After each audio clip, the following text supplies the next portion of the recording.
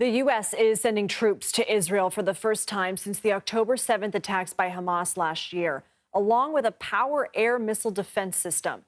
Fighting is intensifying on Israel's northern front of the war. Lebanon's health ministry says at least 21 people were killed in an Israeli airstrike Monday. At least 4 Israeli soldiers were killed Sunday night in a drone attack by Hezbollah. CBS News foreign correspondent Ramy Inocencio is in Tel Aviv with the latest. Lindsay, hi there. Yeah, and this is one of the most lethal strikes to hit Israel since the war started back on October 7th of last year. And a preliminary investigation by Israel's military has found a failure of intelligence. The IDF says that drone flew for half an hour from Lebanon. The military mistakenly thought that it had crashed and said it did find its target, and that was the Golani Air Base, which trains up new military recruits. It smashed through the roof of a dining hall, killing and wounding all of those soldiers. And that attack also shows that Hezbollah can strike deeper into Israel beyond just the border areas. And notably, just hours after that attack, the Pentagon said that it would deploy a U.S. air defense system here to Israel. This is the THAAD, and it stands for Terminal High Altitude Area Defense, which can shoot down ballistic missiles. A U.S. official today confirmed to CBS News that around 100 U.S. troops are also being deployed to help operate it. And this comes 2 weeks after Iran retaliated against Israel with about 180 ballistic missiles. The Pentagon said that this new deployment is part of what they're calling broader adjustments to keep supporting Israel and to keep protecting Americans living here from attacks from Iran and militias across this region that are aligned with it. And that green light came straight from President Biden. Lindsay. Ramy Inocencio, thank you. David Daoud joins me now. He is a senior fellow at the Foundation of Defense of Democracies, a nonpartisan research institute focusing on foreign policy and national security. David, good to see you. What message is being sent by the U.S. with this announcement that it's sending weapons systems and troops to Israel? I think we should take the message at face value. The United States is standing by Israel's security, by its commitment to defending Israel and ensuring that Israel has the means to defend itself. Now, I think sending U.S. troops to man these installations is perhaps overkill. It's unnecessary. The Israelis, at the same time, have their own systems. The Arrow system that is meant to deal with missile defense, and Israeli military doctrine relies on Israel defending itself by itself, obviating the need for U.S. troops. But I think the United States is trying to send a message to Iran that if you're trying to attack Israel, you may end up attacking U.S. troops, and there's going to be a broader retaliation, but it perhaps unnecessarily puts U.S. troops in harm's way. Do you think that Iran could see this as a provocation?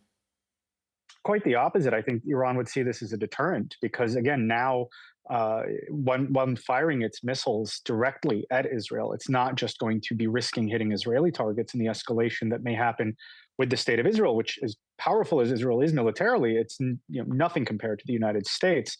Now, Iran would risk hitting U.S. personnel.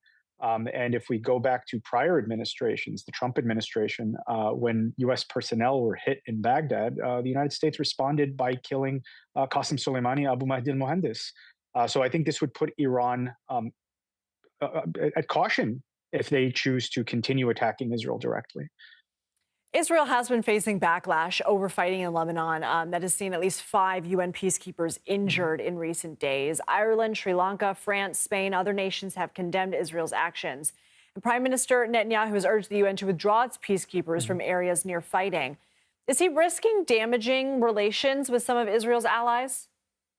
I don't know if that's the right way to frame it necessarily. Again, the UN peacekeepers, they do a specific job there, but they've clearly failed in their duty to prevent Hezbollah, per their mandate, from building up in the area, to properly monitor Hezbollah's build up in the area, and to assist the Lebanese government in preventing Hezbollah's build up in the area. And the Lebanese government itself has failed in doing so. So now, given that an armed attack has been launched at Israel from South Lebanon, a sustained armed attack since October 8th, one that Hezbollah refuses to back down from, this puts Israel in a situation where it can defend itself by conducting military strikes in the area. UNIFIL should be out of the combat zone if they are not able to assist in that mission or assist in carrying out their mandate. I don't understand why they remain in the area when they're essentially ineffective. Do you think the U.S. needs to change its posture or do anything differently as we approach what seems to be just a further intensification of the conflict? Mhm. I think when it comes to the state of Israel, we're doing what's right. We're making sure the Israelis are able to again defend themselves by themselves without things escalating into a regional conflict. The United States has invested almost a year, or over a year rather, in diplomatic efforts to resolve the situation in South Lebanon, to distance Hezbollah north of the Litani River, to get Lebanon to enforce its obligations under Resolution 1701, to distance Hezbollah and to disarm Hezbollah. These efforts have proved futile, and meanwhile, Israel remains under attack. So I think continuing to support Israel in its very legitimate ends of ending Hezbollah's threat to its north is the right posture, while at the same time making sure that matters don't escalate into a regional conflict. David Daoud from the Foundation for Defense of Democracies, thank you.